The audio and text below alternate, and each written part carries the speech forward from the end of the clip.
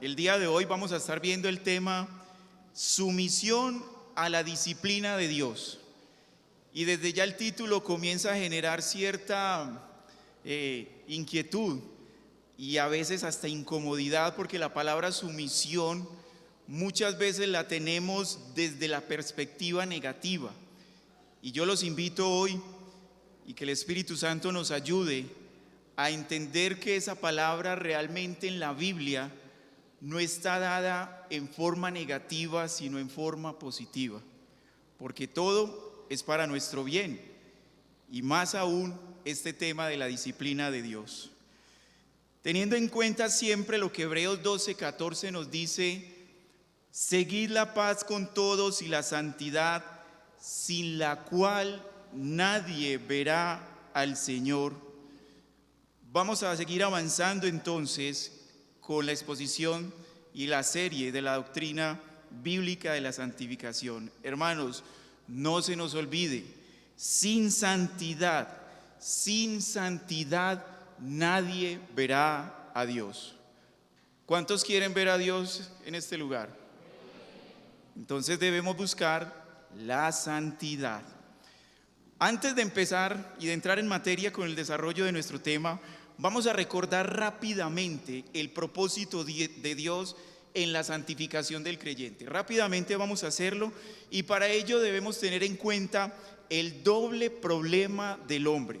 El hombre frente a Dios tiene un doble problema. El primero de ellos es un problema legal, porque la palabra de Dios dice que somos culpables. Romanos 3:23 dice: por cuanto todos pecaron y están destituidos de la gloria de Dios. Todos pecamos. ¿Y pecamos de qué manera? Pecamos de la manera en que estamos quebrantando, estamos faltando a la obediencia del mandato de la ley divina. Santiago 2:10 nos dice: porque cualquiera que guardare toda la ley, los mandatos de Dios, pero ofendiere en un punto, ese se hace culpable de todos, es decir, de todos los puntos de la ley. Pero el hombre no solamente tiene un problema legal, también tiene un problema moral, un corazón malo. Romanos 3:10-12 nos dice: no hay justo ni aún uno, no hay quien entienda. El hombre no entiende, el hombre no quiere, no hay quien busque a Dios. Todos se desviaron, a una se hicieron inútiles. No hay quien haga lo bueno, no hay ni siquiera uno. Y el Señor Jesucristo lo dice claramente en Mateo 15:19: porque del corazón salen los malos pensamientos, es decir, los malos deseos. Una mala voluntad, un mal corazón está dentro del corazón de cada persona, ese deseo de no hacer el bien, los malos pensamientos, los homicidios, los adulterios, las fornicaciones, los hurtos, los falsos testimonios, las blasfemias. Todas esas cosas, dice el Señor, contaminan al hombre. Entonces el hombre tiene un doble problema frente a Dios. Pero ¿cuál es la solución para ello? ¿Cómo soluciona Dios ese doble problema que tiene el hombre? En primer lugar, la parte legal la soluciona con la justificación. Romanos 3:24, ya leímos Romanos 3:23, Romanos 3:24 da la solución de esa condición del hombre, de ese problema legal que tiene el hombre con Dios. Y dice que siendo justificados, somos justificados gratuitamente por su gracia, mediante la redención que es en Cristo Jesús. De esa manera Dios soluciona el problema que el hombre tiene ante él de manera legal. Pero queda un segundo problema, la parte moral. ¿Cómo soluciona Dios entonces la parte moral?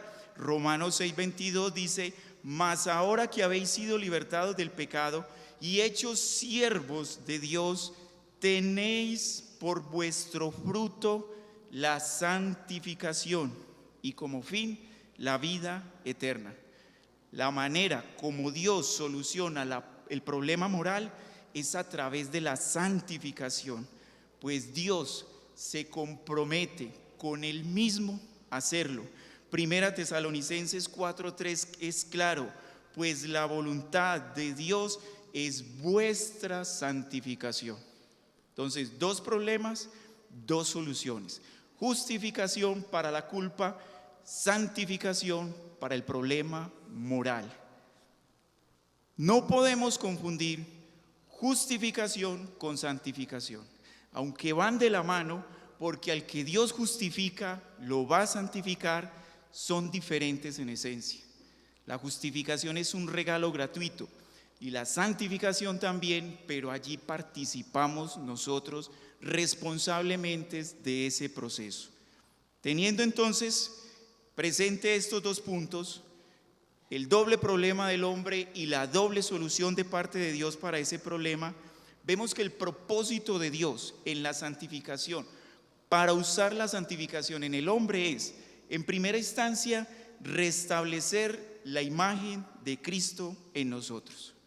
Romanos 8:28 al 29, estamos muy acostumbrados a quedarnos solo con la primera parte, con Romanos 8:28, y sabemos que a los que aman a Dios todas las cosas les ayudan a bien, esto es, a los que conforme a su propósito son llamados.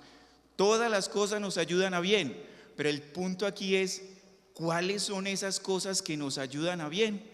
Versículo 29, porque a los que antes conoció, también los predestinó para que fuesen hechos conforme a la imagen de su Hijo.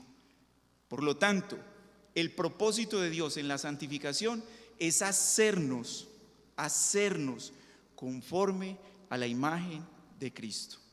Pero en segunda instancia, también nosotros debemos disfrutar la obra de salvación.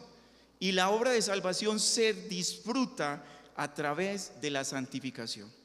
Cuando vamos al Salmo 51, es un salmo de David.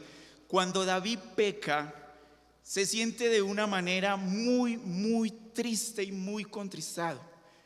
El Salmo 51, en el versículo 4, David reconoce que contra Dios pecó. Contra ti solo he pecado y he hecho lo malo delante de tus ojos. Versículo 6, he aquí tú amas la verdad en lo íntimo y en lo secreto me has hecho comprender sabiduría. Purifícame, miren allí, David está anhelando la santificación. Purifícame con hisopo y seré limpio. Lávame y seré más blanco que la nieve. Hazme oír gozo y alegría. Pero primero tiene que pasar por el proceso de santificación. Y se recrearán los huesos que has abatido. Esconde tu rostro de mis pecados y borra todas mis maldades. Crea en mí, oh Dios, un corazón limpio y renueva un espíritu recto dentro de mí. Sumisión a ese proceso de santificación. No me eches delante de ti y no quites de mí tu Santo Espíritu. Y miren lo que dice el versículo 12. Vuélveme el gozo de tu salvación y espíritu noble me sostenga. En pocas palabras, debemos gozarnos del proceso de la salvación, pero cuando estamos en pecado, perdemos ese gozo. La santificación, cuando vemos la santificación de la manera correcta, disfrutamos nuestra salvación. Por eso David dice que le dé un espíritu noble que lo sostenga. Un espíritu noble es un espíritu que lo lleve a someterse a la disciplina y a los procesos de Dios para santificación. Entremos en materia entonces a desarrollar nuestro tema, sumisión a la disciplina de Dios. Y vamos a contestar esta pregunta: ¿cómo contribuye la disciplina de Dios en la santificación del creyente? Y la vamos a contestar con 5 rápidos puntos, teniendo como base Hebreos 12, 5 al 13. Allí vamos a estar la mayor parte del tiempo.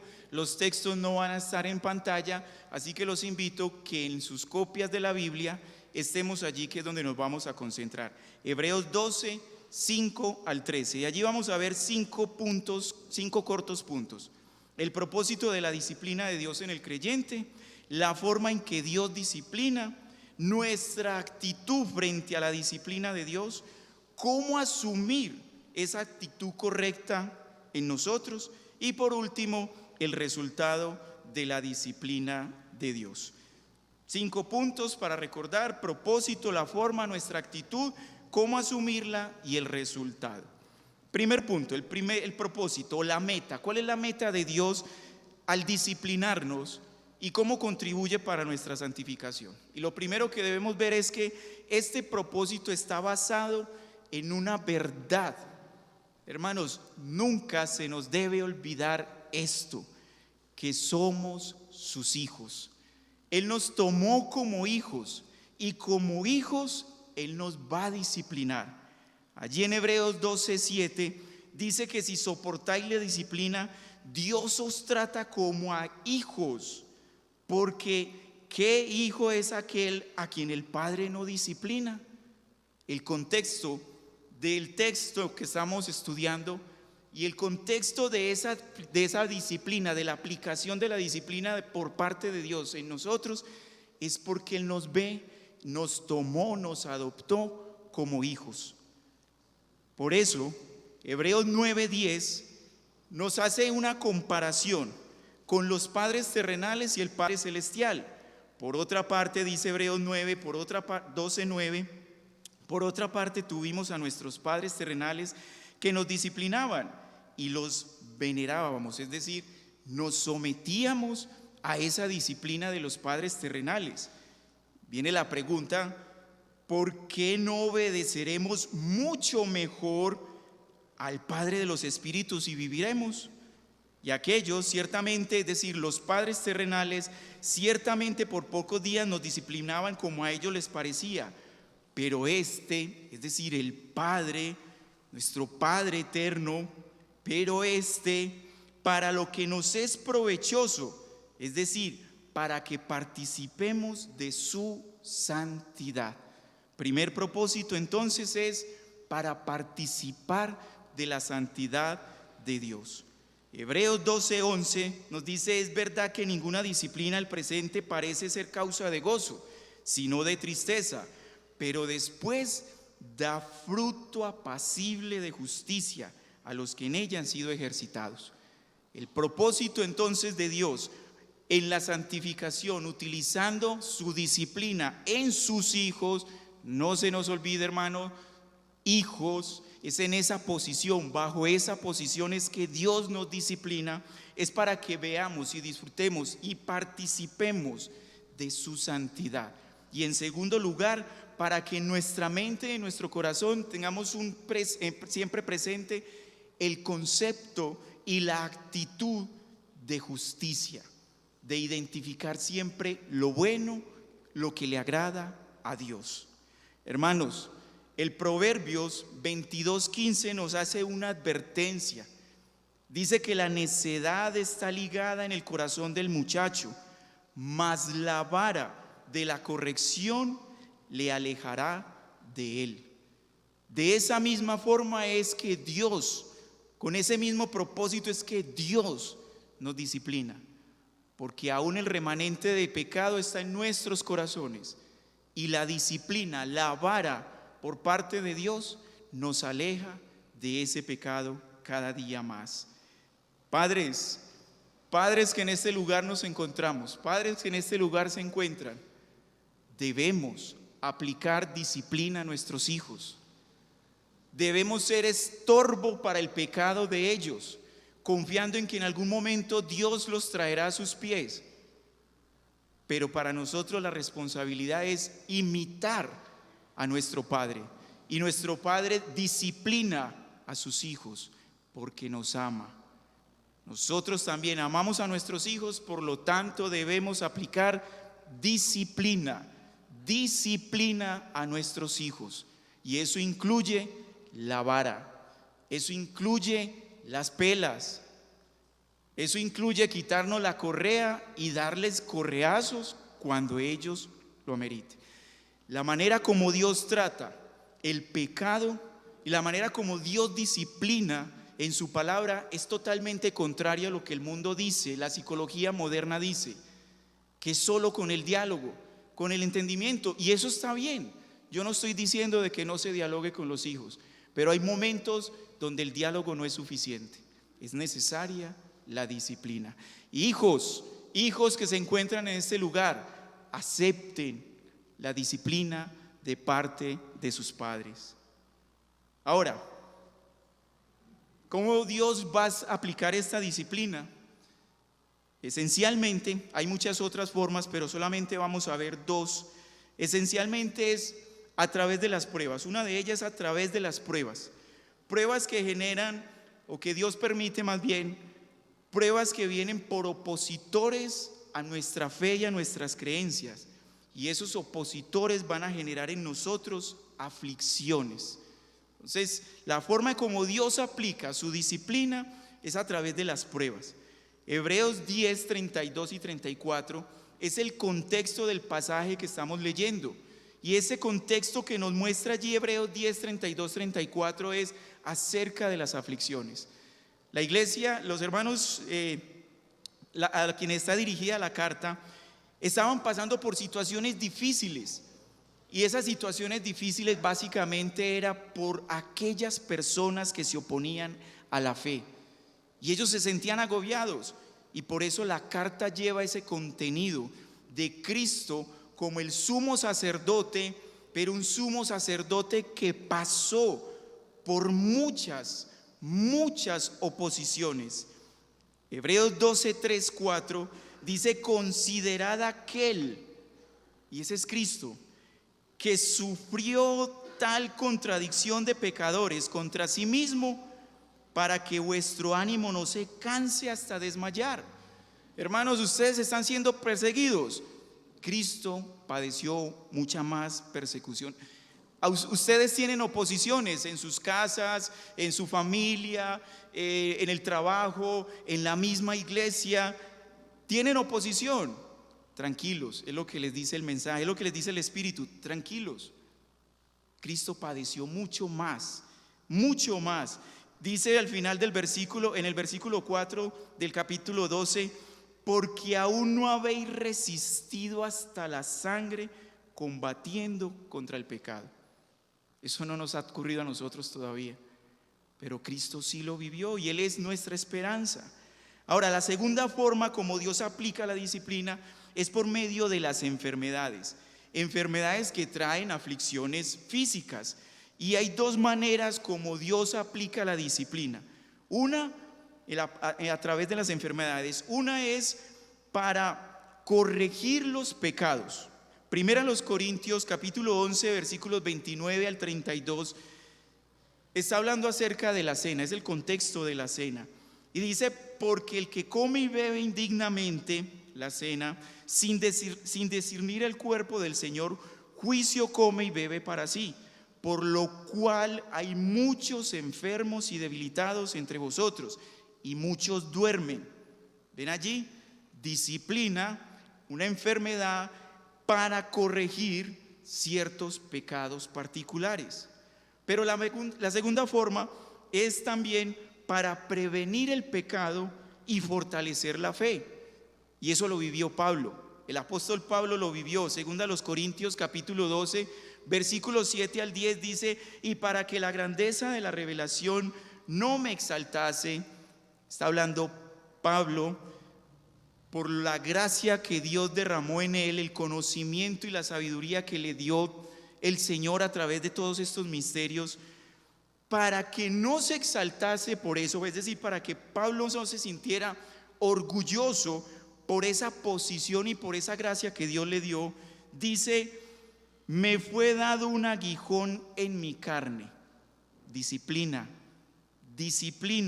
para prevenir.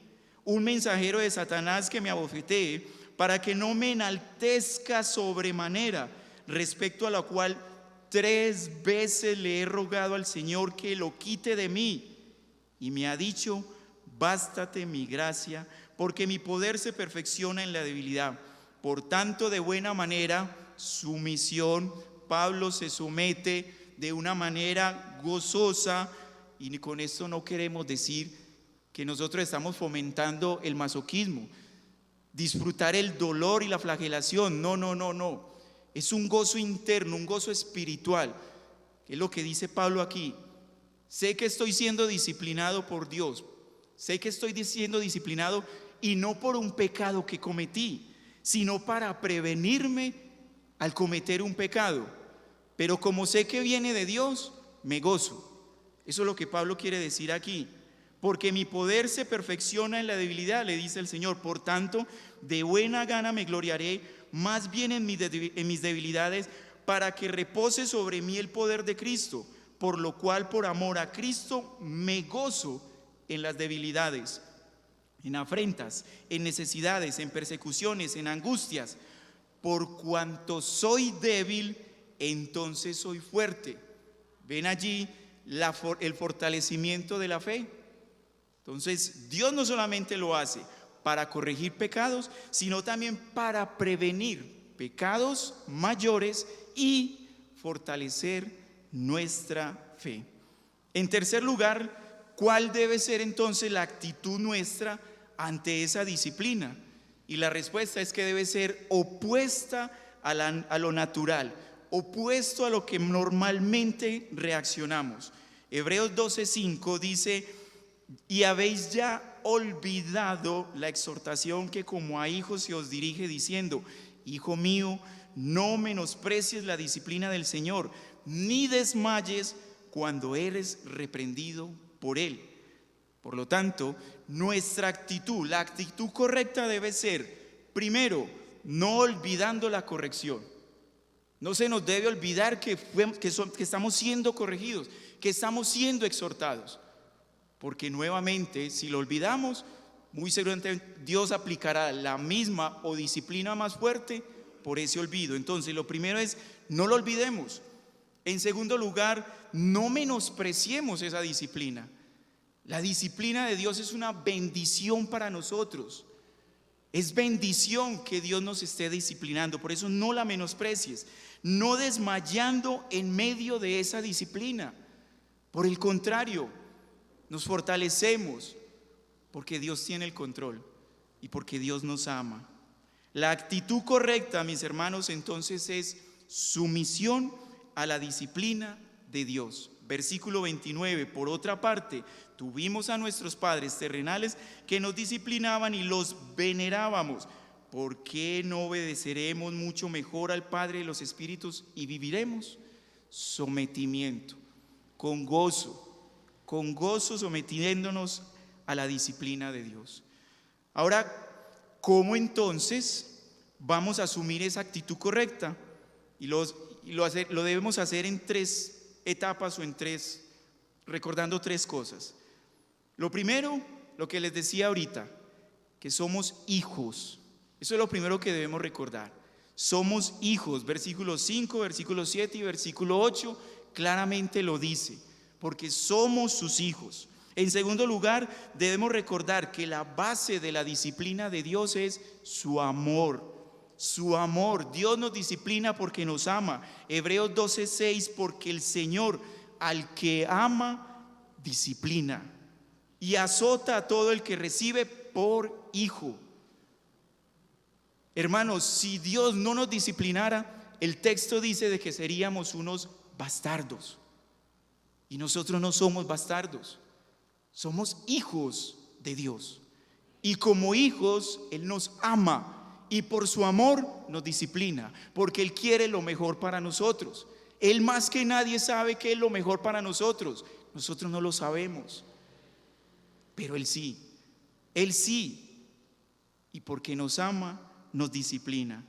Proverbios 13:24 dice: el que detiene el castigo, a su hijo aborrece. Tremendas palabras las de este proverbio, hermanos. Tremendas palabras. El que detiene el castigo, a su hijo aborrece.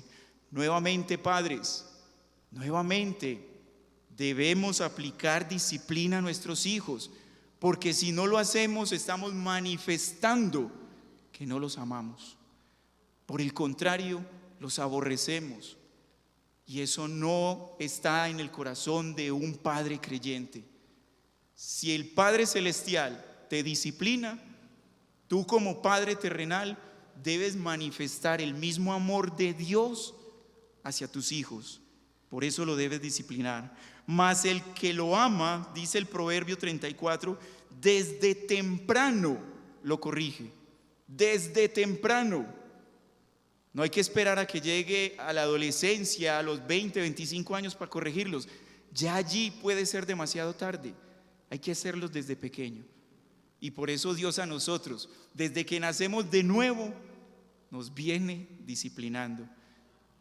Y les tengo una noticia muy alentadora. Lo hará hasta que partamos de este mundo o hasta que Él regrese. Él siempre nos va a disciplinar. Hermanos, recuerden esto.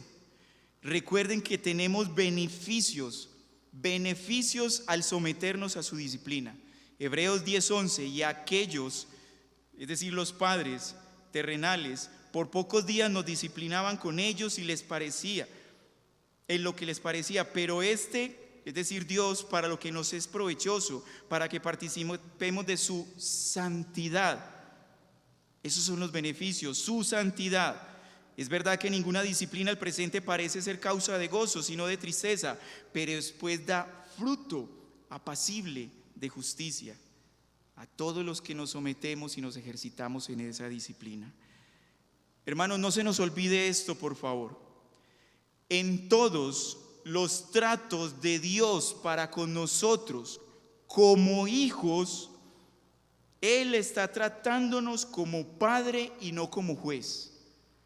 No recibamos la disciplina de Dios como si Él nos estuviera juzgando, porque si no, en Él hubiera injusticia, pues el castigo que nosotros merecíamos lo recibió Cristo. Y si nos estuviera juzgando y castigando a nosotros por eso, por la injusticia nuestra, entonces Dios sería injusto, porque cae justicia sobre Cristo y cae justicia sobre nosotros. No, hermanos, no es en base a eso. Es por el contrario, como fuimos justificados, seremos santificados. Y para alcanzar la santificación necesitamos ser disciplinados. Dios no nos castiga, Dios no nos disciplina como juez, sino como Padre. Él es nuestro Padre. Recuerden que Él hizo un pacto con Él mismo y con su pueblo. Jeremías 32, 40, 41, este texto es hermoso. Dice el Señor: y haré con ellos pacto eterno. Ahí estamos incluidos nosotros. Ahí están incluidos todos sus hijos. Él dice que hizo un pacto eterno, que no me volveré atrás de hacer el bien. Siempre nos hará el bien porque Él hizo un pacto. Y pondré mi temor en el corazón de ellos para que no se aparten de mí.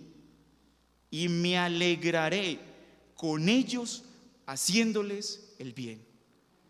Dios se goza haciéndonos el bien. Y el bien para nosotros es nuestra santificación. Quinto y último punto, el resultado. Hebreos 12, 13. Por lo cual, levantad las manos caídas y las rodillas paralizadas, y haced sendas derechas para vuestros pies, para que el cojo no se salga del camino, sino que sea sanado. ¿Cuál es entonces el resultado? Ánimo levantado, los ánimos levantados. En segunda instancia, nos lleva a perseverar, por lo cual levantad las manos caídas y las rodillas paralizadas. Perseverancia. El contexto de los versículos 12 y 13 están en la parte deportiva, en los atletas que entrenan demasiado, entrenan mucho, y cuando llegan a la competencia tienen el ánimo caído, sus rodillas paralizadas y no les permite avanzar. Esa es la analogía que está haciendo el autor con las competencias. Y Dios nos dice: ustedes están en una carrera, avanzando, pero lo deben de hacer con ánimo, el ánimo levantado. La disciplina nos ayuda a levantar el ánimo. Parecería incoherente, porque al principio, recuerde lo que leímos ahora, la disciplina genera tristeza, pero el resultado de esa tristeza, luego que salimos de esa tristeza, es un ánimo levantado. Y sabe, hermanos, ¿por qué nos da tristeza cuando Dios nos disciplina? Porque hay demasiado remanente de pecado en nuestro corazón, porque aún amamos nuestro pecado, porque aún amamos las cosas del mundo. Pero si nosotros nos despegamos del mundo, si nosotros buscamos más a Dios y su santidad, cuando viene la disciplina, esa tristeza será momentánea. El gozo vendrá luego y nos levantará el ánimo y nos llevará a perseverar en este caminar, que no es fácil, pero es mucho más complicado cuando no estamos sometidos a la disciplina de Dios. Y eso nos lleva a que nuestro camino sea enderezado. Recuerden a David: llévame por sendas rectas, sendas de justicia, sendas o caminos del bien, que caminemos siempre buscando el bien y lo que a Dios le agrada. Ánimo levantado es el resultado, ánimo levantado, perseverancia y nuestros caminos rectos para caminar. Para terminar, 2 simples y rápidas aplicaciones. La primera de ellos, hermano: no menospreciemos la disciplina de Dios en nuestras vidas. Recordemos que es para nuestro bien. Romanos 8:28, un texto que nos sabemos de memoria, debe ser aplicado bajo este contexto. El bien que Dios busca en nosotros, esas cosas que nos ayudan para el bien, ese bien tiene un nombre y se llama santidad. Santidad. Esto no se refiere a casa, carro, beca, salud, trabajo, y si Dios nos lo da, qué bendición. Pero el bien primario para nosotros es nuestra santidad. Hermanos, sin santidad nadie verá al Señor. Y debemos esforzarnos cada día con nuestras fuerzas, debemos siempre buscar la santidad. En segunda instancia o segunda aplicación, tener cuidado que no toda disciplina es aplicada como consecuencia del pecado. No. Algunas de ellas serán aplicadas por pecados. Y tengan la seguridad que si estás en pecado, Dios te va a disciplinar. Eso está seguro. Pero no siempre la disciplina es a causa de un pecado. La disciplina es aplicada en la base de que somos hijos y que el Padre Celestial nos ama. Y Él quiere siempre lo mejor para nosotros. Y lo llevará a cabo a través de su disciplina. No es la aplicación de la disciplina una causa inmediata de un pecado particular. Muchas veces, como lo hizo con Pablo, es para prevenirnos. Pero hermanos, una cosa sí debemos tener seguras, y es que cuando Dios nos disciplina es para nuestro bien. Eso es lo que debe estar seguro. Cuando Dios nos disciplina es para nuestro bien. Hasta aquí esta clase. Ya oramos. Que el Señor nos ayude entonces a interiorizar esta doctrina y a gozárnosla, hermano. Gocémonos nuestra salvación. Si hay una persona en esta tierra que debería estar gozoso, vivir gozoso y alegre en medio de cualquier circunstancia, por dura y difícil que sea, somos nosotros los cristianos. Tenemos la eternidad asegurada. Nuestro Padre Celestial está pendiente de nosotros. Anoche en la confesión de fe, en el capítulo 5, que nuestro pastor Alejandro nos daba, en el párrafo 7 es impresionante cómo la providencia, el capítulo 5 es la providencia de Dios. Y en el párrafo 7 dice que Dios, en su providencia, que tiene control de todo, absolutamente de todo, tiene una providencia especial para con nosotros. Qué bendición eso, hermanos. Y la disciplina hace parte de esa provisión especial para nosotros.